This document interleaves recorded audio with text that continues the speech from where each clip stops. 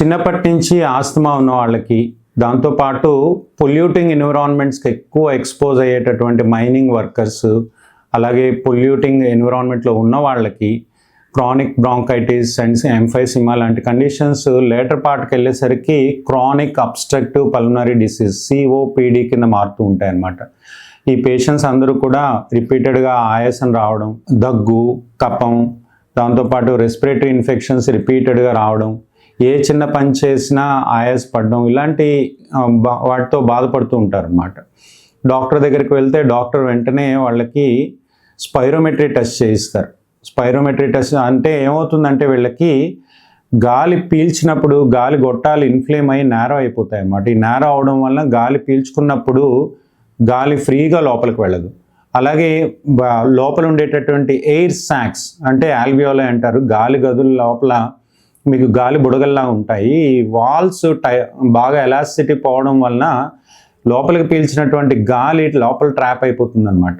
So దానివల్ల గాలి స్పీడ్గా బయటికి రాదు. సో వాళ్ళకి ఇన్స్పిరేషన్ కన్నా ఎక్స్పిరేషన్ చాలా, అంటే గాలి వదలడం చాలా కష్టం అవుతుంది అనమాట. అందుకనే డాక్టర్ కూడా స్పైరోమెట్రీలో ఫోర్స్డ్ ఎక్స్పిరేటరీ వాల్యూమ్ FEV అంటారు, పర్ సెకండ్లో పీల్చిన గాలిలో ఎంత వదలగలుగుతున్నారు అనేది చూస్తారు వాళ్ళు.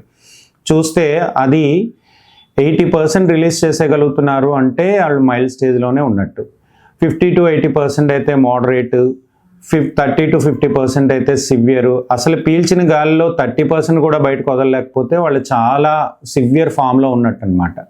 మైల్డ్ టు మోడరేట్ స్టేజ్ వాళ్ళని మనం హ్యాండిల్ చేయొచ్చు. వాళ్ళకి gentle exercise, strength exercise, walking, cycling, breathing exercise అన్నీ చెప్పొచ్చు. వాళ్ళు కూడా చేయగలుగుతారు, కొంచెం బెటర్గానే ఉండగలుగుతారు.